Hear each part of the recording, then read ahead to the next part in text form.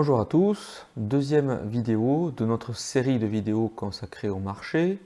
Dans la vidéo précédente, on avait étudié l'interprétation des courbes d'offres et de demande ainsi que leur pente, même si on y reviendra.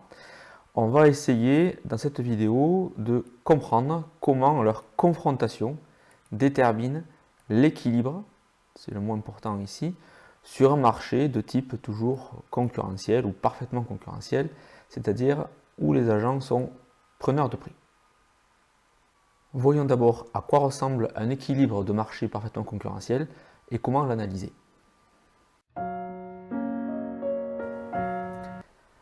Alors rappelez-vous, dans la vidéo précédente, nous avions étudié séparément une courbe de demande et une courbe d'offre. On a vu que la courbe de demande était décroissante avec le prix, que la courbe de demande représentait les dispositions à payer des consommateurs. On avait vu que la courbe d'offre était croissante avec le prix, que cette courbe d'offre représentait le coût marginal des producteurs. Donc dans cette vidéo, on va étudier ces deux courbes sur un même graphique.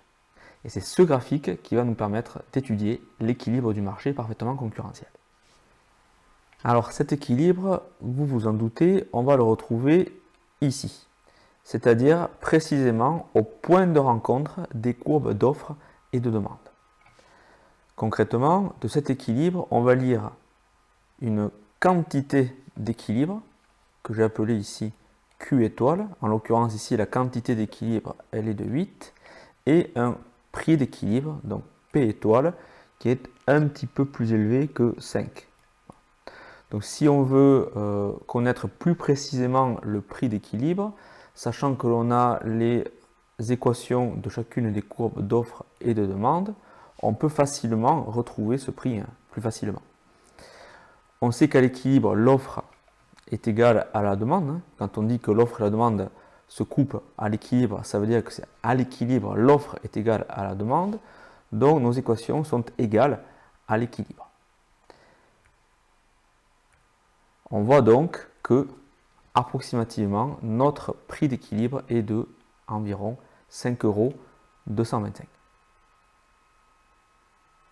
€.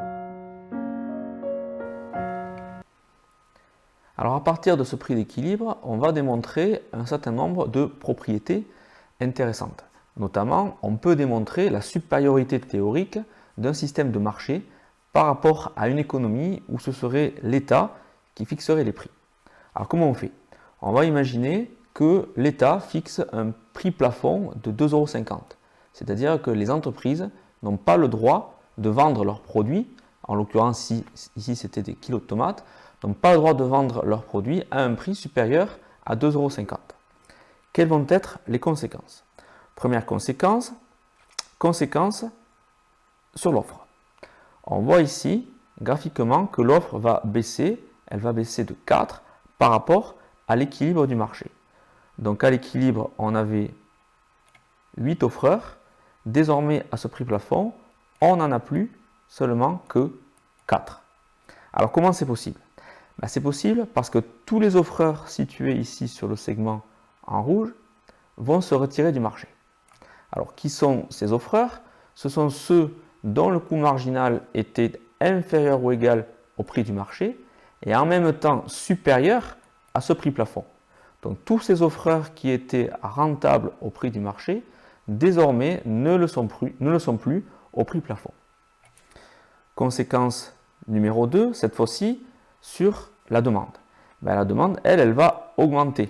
Elle va augmenter de 4 par rapport à l'équilibre du marché. Donc on avait 8 demandeurs à l'équilibre, on en a désormais 12. Alors, comment c'est possible? Là encore, tous les demandeurs représentés ici sur le segment en rouge étaient absents du marché à l'équilibre et vont désormais se porter acquéreurs de tomates à ce prix plafond. Alors qui sont ces demandeurs? Ce sont ceux dont la disposition à payer était inférieure au prix du marché, mais en même temps supérieure à ce prix plafond. Donc tous ces demandeurs ici sur le segment en rouge n'avaient pas les moyens financiers d'acheter leurs tomates au prix du marché. Désormais, ils le peuvent au prix plafond. Sauf qu'on voit venir ici la troisième conséquence, matérialisée par la flèche en bleu, c'est qu'on va avoir une pénurie de 8 produits. Il va manquer 8 kg de tomates. Puisqu'il y a seulement 4 offreurs, il ne va y avoir que 4 kg de tomates qui vont être échangés, alors que la quantité demandée est de 12. 12 moins 4, ça fait donc bien une pénurie de 8 kg de tomates. Bien entendu, ce que l'on vient de dire vaut également dans le cas où l'État déciderait, pour X raison, d'imposer aux entreprises un prix plancher. Par exemple, un prix plancher ici de 8 euros. Conséquence sur la demande, à ce prix de 8, donc plus élevé que le prix d'équilibre, on va avoir cette fois-ci moins de demandes, puisque le prix étant supérieur au prix d'équilibre, mais par rapport à l'équilibre, tous les demandeurs situés ici vont se retirer du marché.